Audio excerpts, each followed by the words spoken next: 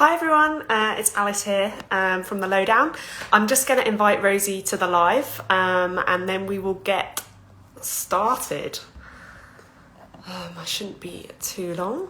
Hopefully she's wearing amazing lip. Looks like she always does. Or an amazing pair of earrings. Here she is. Hello! Hi! I knew you'd be wearing nice earrings. Oh, do you know what? Like, I've put them on especially for this. Let's see them close up. Oh, just a big hoop, you know? Just a classic hoop.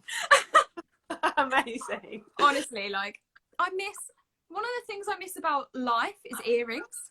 Oh, totally agree. I miss wearing lipstick and earrings and not doing everything in my slippers. Have you got slippers? Oh, you got matching slippers. Amazing. Literally, I don't remember the last time I didn't wear my slippers or trainers. Trainers. Like, yeah, it's wild. Brilliant. Well, where do you live, by the way? I am in like East London / Essex way. Awesome. You can probably tell by my accent, right? Yeah, I can a bit. How about you? Whereabouts are you? I'm in Brixton in South London. Oh, cool. I'm not from Brixton, I'm from Wiltshire, so I'm a country girl. But awesome, we've got loads of people joining us. There's so much I want to ask you. But like, firstly, I just want to say thank you so much for doing what you do, because not a lot of people speak openly about things like this, and I'm just that's awesome. And in fact, one of our amazing question responses was someone just saying, please can you just remind Rosie she's absolutely amazing for spreading awareness far and wide, which just she is a sweet lady. She really is. No, and do you know what, like, thank you for doing this as well, because like, quite honestly, it, like you say, this doesn't get covered a lot. No. Would you believe, like, it affects so many people, but does any platform want to talk about it? No, not really. So, you know, I know that this will mean a lot to a lot of people to see it being discussed so that's just great. So thanks. Oh no. So should we start off then, you know, firstly, how do you say it? Could they not have made, like, invented an easier word? It's pronounced vaginismus. Vaginismus. Okay. Yeah. And quite honestly, it's rare that anybody says it correctly. Yeah. And I hate saying it too. It's just clumsy word. Such a clumsy word. Yeah. How so what is it, firstly? What is vaginismus? Have I said it right? You have. So basically, it's a condition that affects tons of people, where basically the muscles in your vagina contract, and so basically just sort of clamp shut when you try to attempt any kind of penetration. So whether that is with a penis or with a tampon or a smear test, or, you know, a whole, whatever you want to put up there. Yeah. It won't, your body will not allow that to happen, basically. So it's a very, I think it's different because it's a very physical thing, obviously, but it's actually a psychological issue that has that very physical reaction. Fascinating. Which I think is, you know, perhaps one of the reasons why it can be so hard to figure out, because, you know, you've got work to do up here and work to do, you know, with your body. So but yeah, that's what it is. So it's the, like, vaginal wall muscles contracting. Exactly. Yeah. And it doesn't happen without penetration. It's only when there's penetration involved. Yeah, exactly. So, I mean, for me, it's like I almost feel like I have so little control over those muscles in my body that I don't know that it's happening. Like, I don't, you know, I don't sit down. I suppose I do know it's happening, but it's not like all of a sudden this feeling. It's just that is the baseline for me. That is just what my body is like, you know, most of the time. Yeah, and it just means that if you do try to penetrate with anything, it hurts. It's painful, because it's like the common way to explain it is that it's like it's hitting a wall, just a flat wall. Yeah. And that really is the best way of explaining it, because and obviously if you're just hitting a wall of muscle, that's gonna hurt. Yeah, and there's different it's kind of, I guess it's kind of like a spectrum. So you can be somewhere along it where you really can't do anything, or you know, it might be slightly less intense for somebody else. You know, some people, there's sort of primary and secondary with vaginismus. So primary is someone like myself who's just always had it. Yeah. And secondary is somebody who might have been able to achieve penetration before, and then maybe something in their life happens and they might get vaginismus because of that. So it can really affect everyone. Can you talk us through sort of how you realised you had it, and sort of what your kind of experience of discovery? Yeah, so it's strange because I guess for a really long time I didn't have the language to explain what it was. I didn't know the word vaginismus, amongst a whole host of other issues that you can have with a vagina. Didn't know any of them. But yeah, so I guess the first time I knew that something was different was when I tried to put a tampon in. So when I was like 13, 14. Yeah. And I just remember this overwhelming sick feeling, like trying to put my tampon in. I felt so sick. I was in a bathroom in like school or something, and I thought I was going to pass out. So I just stopped and I was like, no, I'm not doing that again. Try that another time, sort of thing. And yeah, maybe tried once more. Still wasn't happening. So I just ditched off the tampons. Was like, not going there.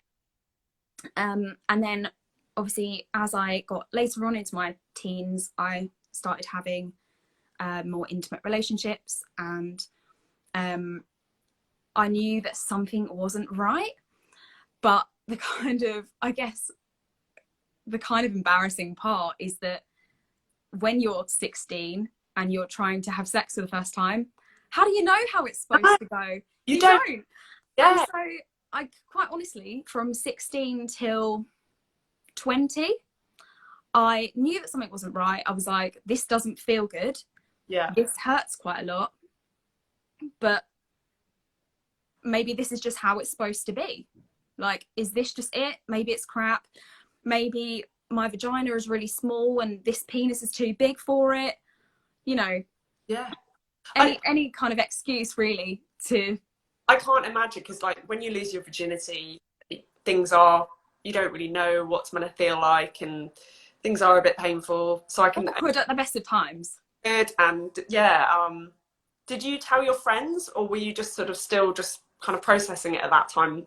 Yeah, at that time I didn't really tell my friends really, because you know, it's kind of like I didn't really know that I had a real problem, and you know, all your friends, certainly like a lot of my friends, when you're a teenager, they're talking about sex, they're talking about what they've done and what their experience has been. And I just knew that mine wasn't quite like that. I was like, mine definitely doesn't sound as good as yours does. Yeah. if what you're telling me is true. Yeah, and I think, well, the way I actually came to finding out it was vaginismus was I had a sort of sexual encounter with a new partner, and I actually bled, and I was like, and so it actually took physical blood for me to be like, okay, there's definitely something wrong. You know, having kind of anticipating that there was something wrong, it was like that confirmed it. I was like, okay, that shouldn't happen. Yeah. Probably. And so that was when actually I was at university at the time, and I went to the campus doctor, and that is the first time somebody said, "Oh, I think you've got vaginismus," and I was like, "What?" Like, what is that? You know, I quite literally had to go home and Google it. Yeah. You know, and that's upsetting. You know, you kind of, you know, it's a beast that you don't know how to deal with.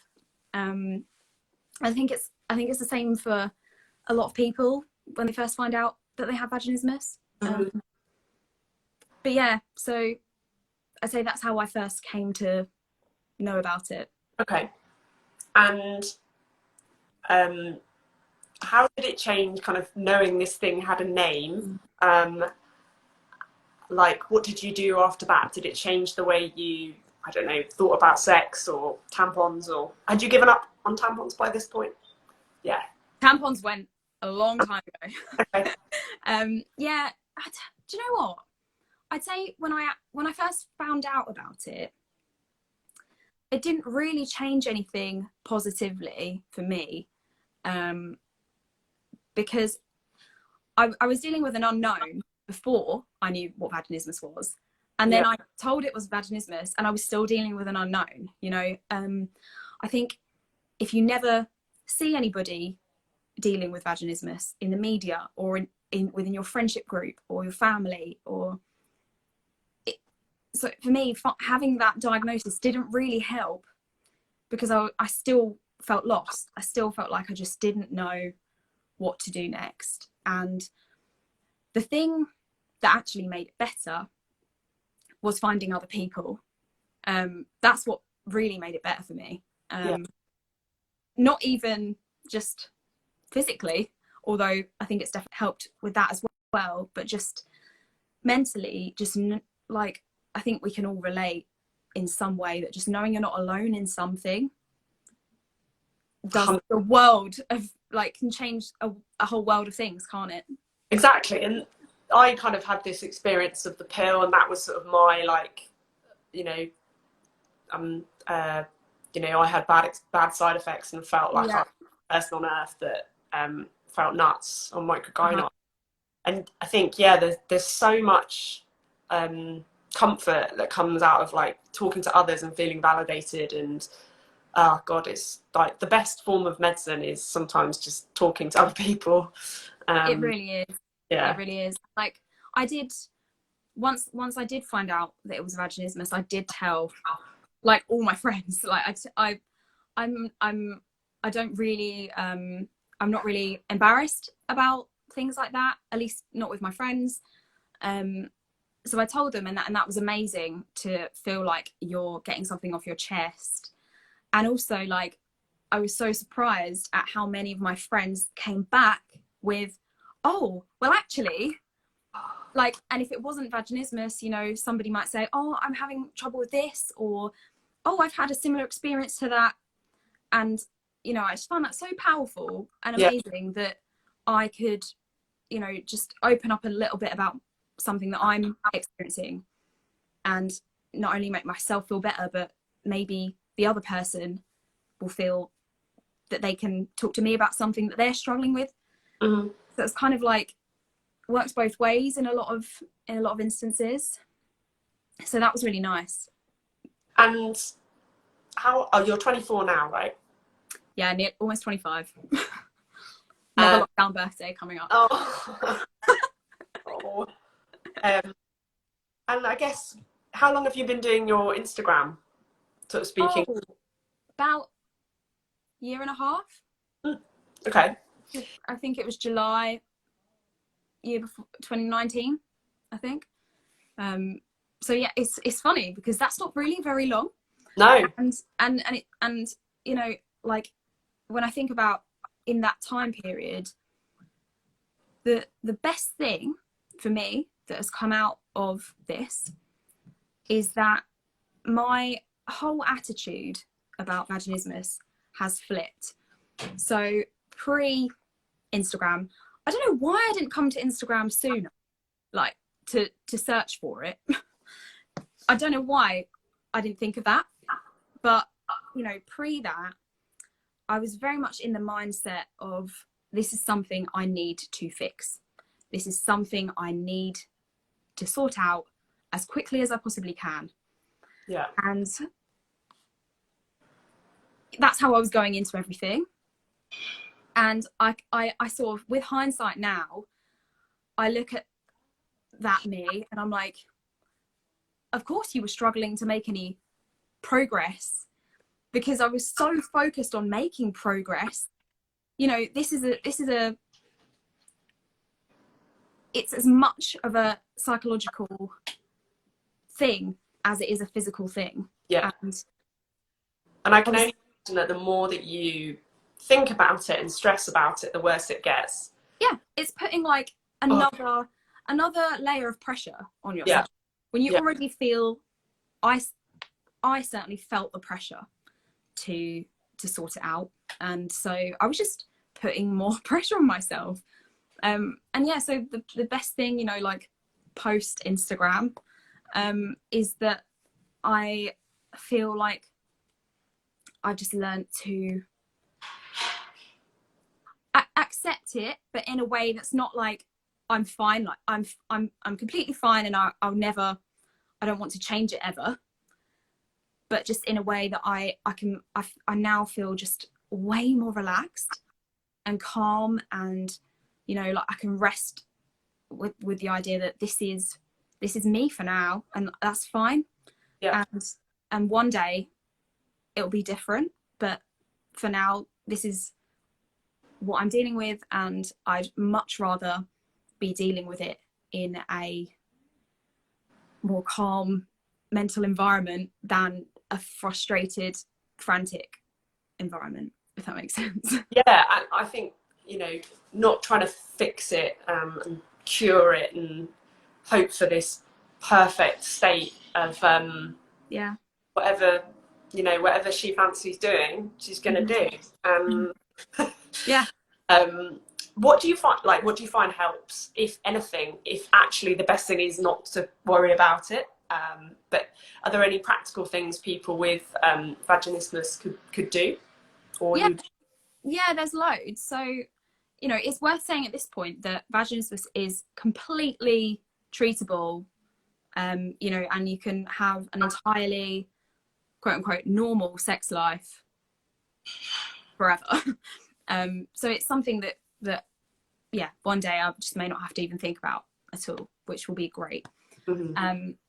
But yeah, so obviously there's a lot of different therapy routes that you can go down. One of the most prominent of those is using the dilator therapy. So that's basically like, they're like a row of different sized dildo shaped things, you know, that go from small to big, basically. And those are helpful. You know, they can be frustrating, but I think lots of people with vaginismus use those. One of the things that I've felt more practical in the later years is actually sort of stretching, like yoga and things like that. Like I've sort of been doing yoga for the past sort of year, probably. Yeah. And it's never been highlighted to me so much that I literally cannot do, like the pelvic stretches are just so difficult. And like, that's something, you know, pre having a go at yoga, I didn't really know, because I didn't put myself in those positions, I suppose. So that's been really helpful. But yeah, I mean, there's still, you know, I'm still not where I would hope to be eventually, and so there's some therapies that I would like to try myself still. I went in my frustration and my frenzy of trying to fix vaginismus in the beginning. I went down the more like the less conventional route of therapies. So I had some hypnotherapy, which was expensive. and I had to pay for. Thankfully I still lived with mum and dad at the time, so had a bit of spare cash. But yeah, so hypnotherapy has worked amazingly for some people, but didn't work for me at all. And then after that, I was just so frustrated that I had Botox surgery. Wow. So you can have, basically that's when you have Botox injected into those muscles. And it acts like what Botox would do being injected into your face, where it kind of freezes the muscles. Right. So Wow. stops them. Yeah. Fascinating. This is what I mean. It was like a slightly more radical choice, but made out of pure frustration, to be honest, at the time, you know, of just being like, having gone through all those hypnotherapy sessions, having nothing change from that. So yeah, it was quite the frustrated decision, I think. And yeah, it's a difficult relationship I have with the Botox surgery, because whilst it did its job, like, so pre-Botox, I could not insert anything into my vagina at all. Post-Botox, I can. And I can use my dilators, and I've managed normal sex maybe twice. But, you know, when you talk about vaginismus being a psychological thing and a physical thing, you know, there's two therapies available on the NHS in the UK: physiotherapy and psychosexual therapy. And I've had neither of those yet. But what Botox just really highlighted to me is that, okay, great, I can put something in there now, like, well done.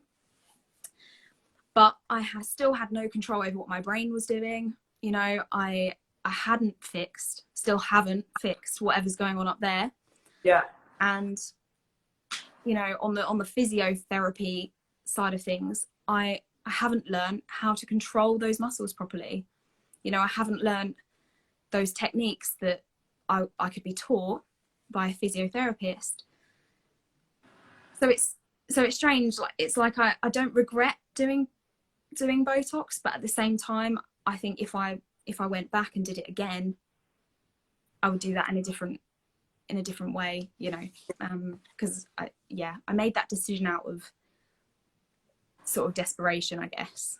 And in hindsight, like, I still now want to go and get the psychosexual therapy.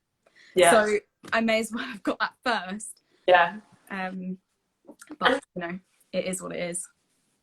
It's really interesting listening to you speak, because I feel like penetrative sex is held up as this, like, be all. Whereas I know so many women, me included, don't necessarily find it that pleasurable. And it's so interesting, like, I obviously don't want to pry, but I'm assuming other things are quite pleasurable to you that don't involve penetration. 100%. And, like, this is another thing that is, like, so important to me now, and, like, so important to highlight, because I think sometimes if you have vaginismus, it's like, I can't have sex, I can't do anything. Yeah. You know, like, pleasure is off the cards, like, and that just couldn't be more wrong. You know, like you say, I can have sex perfectly well without the penis in vagina part of it. Yeah. You know, and lots of people have sex without penis and vagina anyway. Like, yeah. You know, so, you know, I think that's, like, one of the most important takeaways from all of this is, like, pleasure is the priority. It's 100% the priority. And if, like, and you know, that really hit me like a ton of bricks when I had penis in vagina sex for the first time and was like, this hurts still, like, or, you know, and all I then wanted to do was just have fun, Yeah. I was like, oh, let's just leave that for a moment. Like, Yeah. I just want to have a nice time, really. Like, if we're going to do this, I just want to enjoy myself. I'd quite like to get an orgasm. Yeah. Like, that's what I'm here for. Yeah. You know what I mean? So it's so important. It's so easy to forget as well, because like you say, penis and vagina sex is like up here. Yeah. And, you know, even though it can be quite shit sometimes, even if you don't have vaginismus. And I don't feel like enough people say that. Yeah, totally. Like, you are not the first person to say that to me. Like, I definitely, over the years, have had some people be like, don't worry about it anyway. Like, and obviously, like, yeah, I was like, oh, sure. But no, I think a lot of people, yeah, would feel that way. Right, I'm going to start ticking through some of these questions. Yes. Have you been able to have a smear test? No. So my smear test letter is actually sitting on my table over there staring at me. So's mine. I'm going for mine on Tuesday. Oh! Yeah, I got my letter, obviously, like, you get it when you're like 24 and a half or something, don't you? Yeah. So I got it, and yeah, it's been looking at me, because quite honestly, I'm not really sure how it's going to go.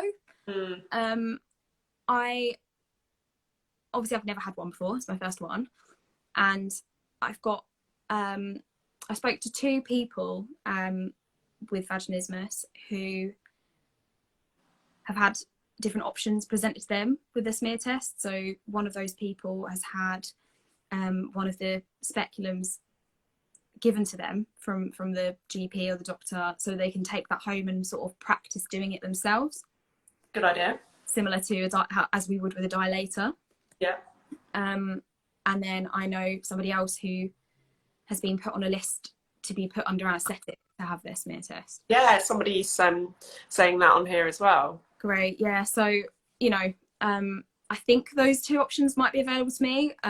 But basically I just need to call them up, and I'm just going to explain what situation I'm in. You know, I'm not going to not say anything and then turn up and have a horrible traumatic time.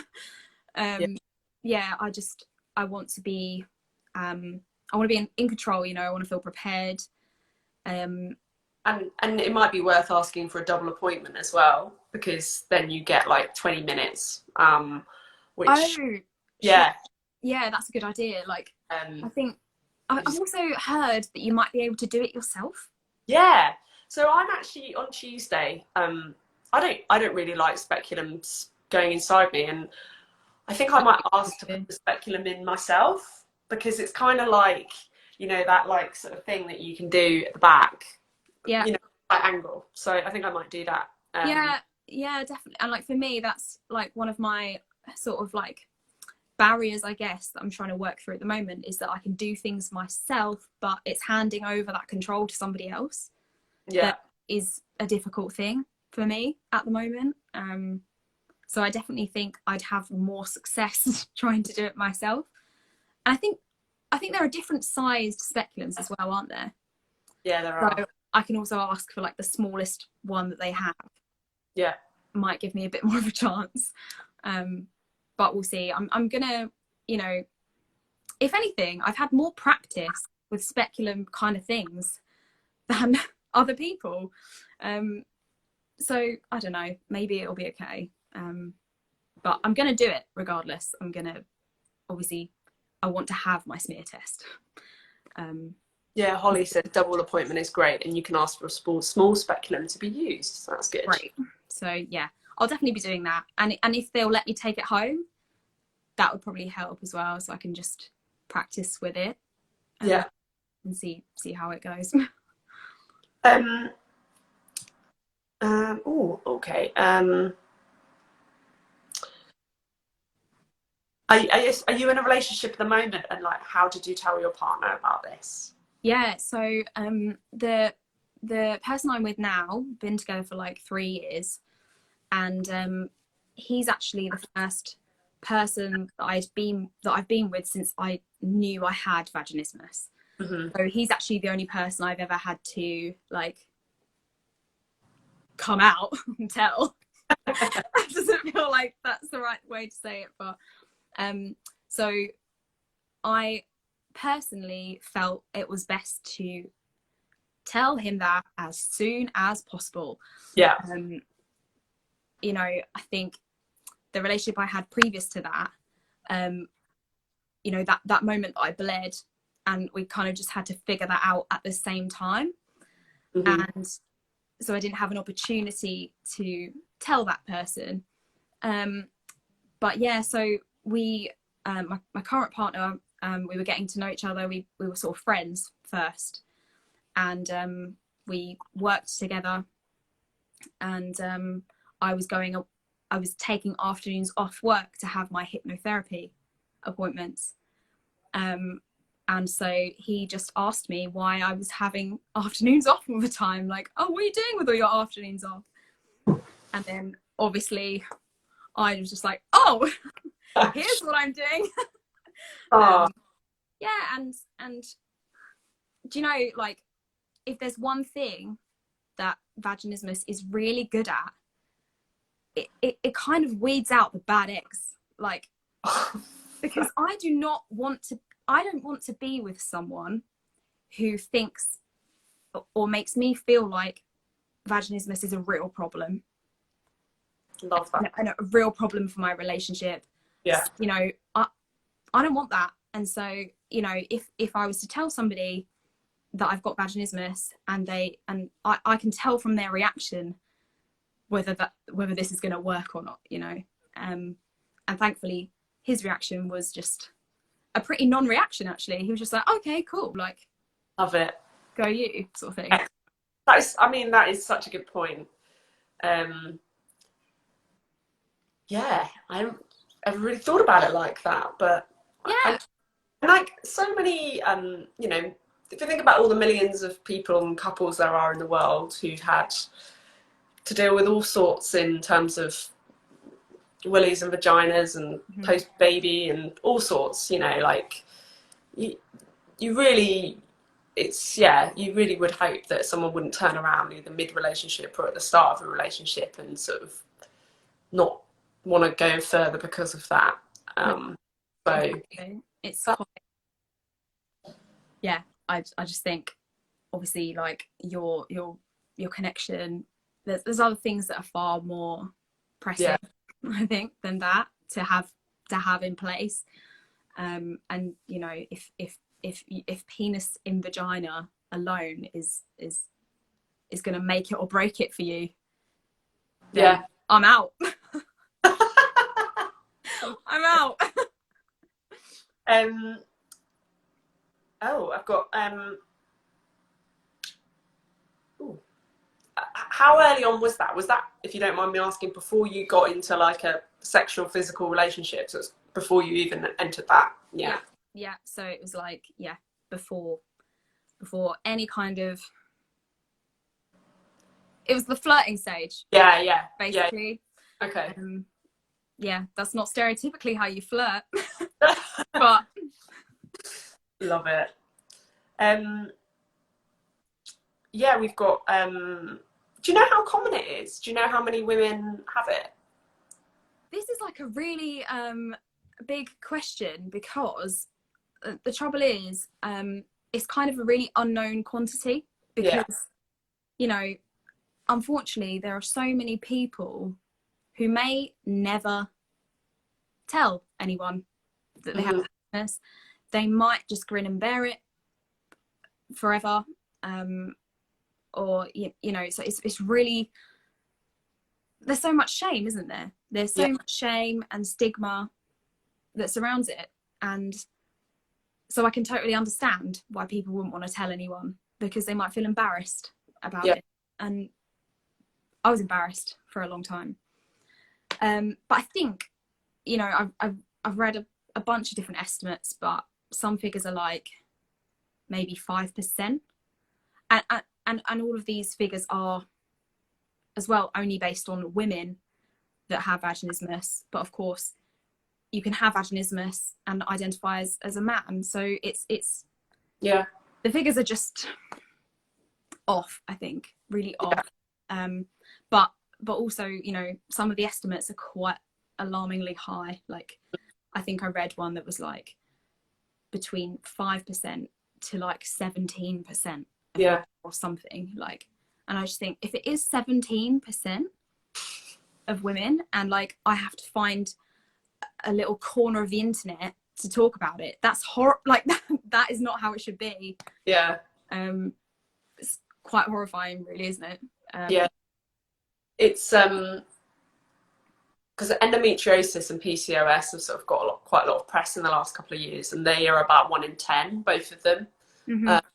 But that's still, you know, like 400 or 200 million women or something, you know. And like with and it's these sorts of things, endometriosis. I've spoken to somebody who with endometriosis who kind of got vaginismus as a side effect of having endometriosis. You know, it's kind of like trauma in the pelvic area. Whatever form that takes can lead on to vaginismus. In fact, I had quite a recent realization, and like, you know, I can't say that this is what caused vaginismus for me. I don't actually know what caused it for me, but I was chatting away to some people on Instagram, and one of them raised that she had thrush a lot as a teenager, and I looked back and I was just like, oh my god, like I had some real bad issues with thrush as growing up as a teenager. Like, you know, I'd maybe have it monthly immediately after my period, every single month. That is trauma to that area of my body. And thankfully I don't have those issues anymore. But like, you know, in those years, from if that was like 14 to 16 or whatever, that could easily have contributed to me having vaginismus, I think. Along with like the immense lack of sex education that I ever received. My god. The like non-conversation about my genitals, you know. Can I masturbate? I don't know. Is that just a boy thing? Like women all of these things. No pleasure. Exactly. It's absolutely ridiculous that we're not taught about enjoying sex. It's just don't get pregnant and the terror. Literally, I think the only sex education I ever remember having was images on a whiteboard of what vaginas look like with sexually transmitted infections.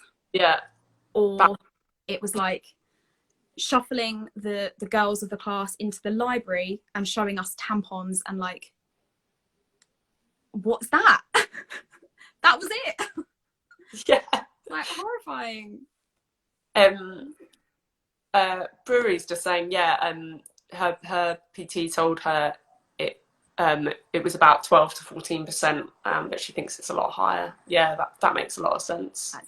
It's just crazy to me. Like, it's not crazy to me, but it's crazy that we're still in the situation that we're in, you know, where it's still a taboo topic. But like a lot of women's health issues, I suppose, are the same.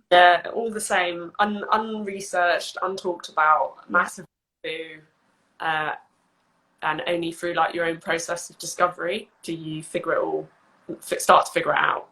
Absolutely. Somebody, a really good question, like, why does it sometimes happen and sometimes not, and sometimes Sorry, you just cut out for like 1 millisecond. What was the last? Sorry. Why does it sometimes happen and sometimes not happen? Or do you find that it's sometimes worse than others? And do you know why? I mean, like I think it's so much like a mindset thing. For example, like I did after my Botox surgery, I managed PIV like twice, and you know, I haven't managed it since, and that was January 2019, so that was 2 years ago. Mm. And I haven't managed it since. And you know, I think I have the same with my dilators, where one day I might be able to do number 4, and then I'll try the next week and I'll only just manage number 2. And it's really hard not to get really demoralized, you know. Yeah. I think that's a big part of it for me. And sometimes you know, there's been times where I've thought, oh, I can do number 4, let me do straight in with number 4, and then on that day it's just not going well, and I'm not, it's hurting or whatever. And I wonder, actually, do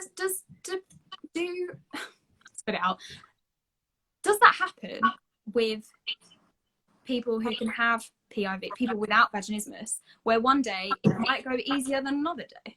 Definitely. And also I was thinking how your cycle might affect this as well, because your cervix is, not that it's your cervix, but things sort of loosen and change, don't they, throughout your cycle. So, but 100%, like, how turned on you are, you know, where you are, and have you just had a period? Are you due on your period? Like, exactly, you are, like, all these things. How relaxed you are, how much foreplay you've had. Like, we are not just like machines. No, it does not just switch on. And exactly.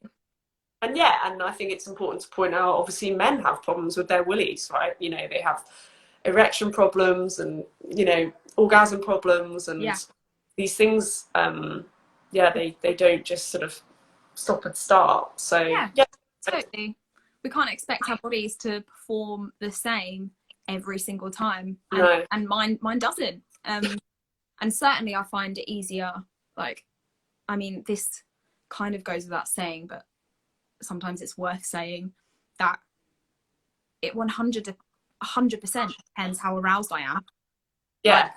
Like I remember, this is another problem, I think, with the way vaginismus is treated. It, with dilators specifically, is treated in a very clinical way. Yeah. So the impression I got when I got sent home from my doctor's appointment, and they said, right, you need to buy these dilators and do that. I was like, okay. And you kind of under the impression that you just have to lie there completely not up for it and trying to do this thing.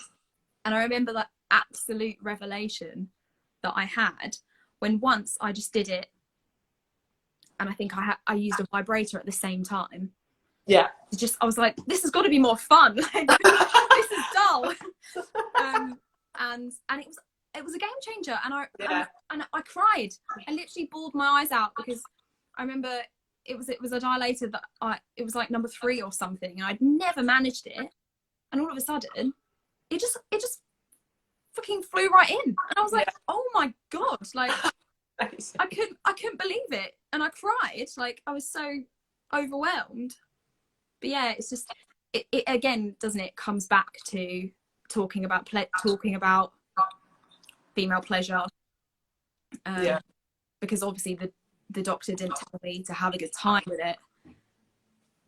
That's terrible. The whole point of doing this is to enjoy the experience. And yeah, if you don't also enjoy the, like, it's all, you know, teaching yourself that the process of the physio is helpful, basically, is great for your body, because it's like, this isn't going to be terrible, I don't want to not, you know, it's like saying, like, this is going to be okay. And actually, oh wow. And like you say, it's like natural for the, like, remembering that there is a natural process that your body goes through when you're aroused. Like, naturally, it opens up, doesn't it? That's what it's supposed to do. You know, it's easy to forget that, I think, when it's presented to you in such a clinical setting. So finally, I guess, just to sum up your, like, tips for anyone who's got or thinks they might have vaginismus, like, just kind of a short summary of what you tell people. A short summary, that's hard. I mean, the first thing, if I'd say, if you suspect that you have vaginismus, call your doctor. Go and see a doctor, because even if you're pretty damn sure that's what it is, they are able to eliminate other things. You know, it might be something else. So go and see a GP, go and see a doctor, and get an actual diagnosis first. As terrifying as that might be, it's so worth it. You know, better the beast that you know than not. I would also say, like, for me, it's just been an absolute game changer talking to other people with vaginismus. Yeah. Complete game changer, because it's a very individual journey. Like, there is no sort of one size fits all approach to going through it. But, you know, I've certainly picked up so many little bits of advice here and there from different people. That's been so important for me. Any other top tips? And I think, just as hard as this can also be, the third thing I would say is to try and relieve yourself of the pressure of having to fix it. And that's really hard to do, actually. That's really, really hard to do when, you know, sometimes we live in a society where we have to be able to do that. Like, and, you know, that pressure is a lot, even when we don't really realise it. Yeah. So I'd say that's probably my third, like, top thing, is just to not, you know, don't frantically try and fix it, and don't put so much pressure on yourself. Like, it's fine. You're not any less, you know, you're not any less sexy. You can still have a fucking great time, and, you know, and then that will come later on. That will come later on. I think that's really important. Certainly was for me. And also, like, I can imagine that there's always an ability, you know, for example, when I've not really enjoyed sex as much, or you know, I've got endometriosis, so sometimes sex can be quite painful for me, and it's like there's like a tendency to always think, oh, this is it forever. But, like, you've got to remember that you've got, like, the rest of your life to have sex, and if you put all the pressure on, like, the sex being amazing today or this week, it's really, you know, you need to kind of step back and be like, okay, perspective. Yeah, give it some space. Yeah, it might be that in 20 years time you might be loving it, and literally, I might have the best sex of my life when I'm like 45, and, like, that's fine. Yeah. Like, there's a lot of pressure on having, like, being in your early 20s, or yeah, you know, being that age and, like, just having fun, you know, like, that's such a pressure. Yeah, it's I don't plan on stopping having sex when I hit 30, so, you know, yeah. Huge. Amazing. Well, thank you so much for your time, and for talking about this. We're going to post this video on our grid, and thank you, Rosie. You're incredible, and thank you so much. Like I said, thanks for doing this with me, because this will mean, like, such a lot to so many people to see this conversation happening. Amazing. So it's brilliant. Awesome. Thank you. Have a lovely evening. Yeah, you too. Take care. Thanks, everyone. Bye.